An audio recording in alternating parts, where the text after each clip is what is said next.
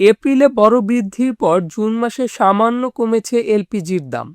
12 কেজির দাম ১,৯৪০ টাকা থেকে কমিয়ে ১,৮৮৫ টাকা এবং যানবাহনে ব্যবহৃত অটো গ্যাস লিটার প্রতি ৮৯ টাকা ৫০ পয়সা থেকে কমিয়ে ৮৬ টাকা ৯৩ পয়সা নির্ধারণ করা হয়েছে।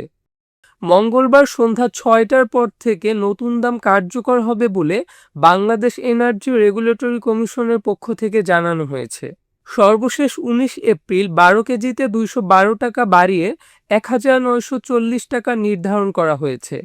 তার ১৭ দিন আগে ২রা এপ্রিল ৩৮৭ টাকা বাড়িয়ে ১৭২৭ টাকা করেছিল বিইআরসি, অর্থাৎ ২ দফায় ১২ কেজিতে ৫৯৯ টাকা বৃদ্ধি করা হয়। যদিও গত ৭ মাস ধরে বিইআরসি ঘোষিত দরের খুব একটা কার্যকারিতা নেই, বিক্রেতারা ইচ্ছেমাফিক দাম আদায় করছেন। মার্চের দর ১,৩৪১ টাকা থাকলেও ১,৮০০ থেকে ২,০০০ টাকায় বিক্রির খবর পাওয়া গেছে।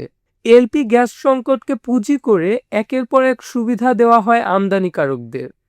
আমদানি সীমা বাড়িয়ে দেওয়া, ট্যাক্স কমানো এবং এলসি ঋণ সুবিধার ধারাবাহিকতায় ফ্রেইট চার্জও টন প্রতি $১০৮ থেকে বাড়িয়ে $২৫০ করা হয়। শুধু এসব সুবিধা নয়, আমদানিকারকদের দাবির প্রেক্ষিতে ঋণে এলসি খোলার অনুমতি প্রদান করা হয়। তারপরও বাজারের উপর নিয়ন্ত্রণ করা যাচ্ছে না। প্রসঙ্গত, ২০২১ সালের ১২ এপ্রিল প্রথমবারের মতো এলপি গ্যাসের দর ঘোষণা করা হয়। তখন বলা হয়েছিল এখন থেকে সৌদি আরবে দর উঠানামা করলে ভিত্তিমূল্য উঠানামা করবে।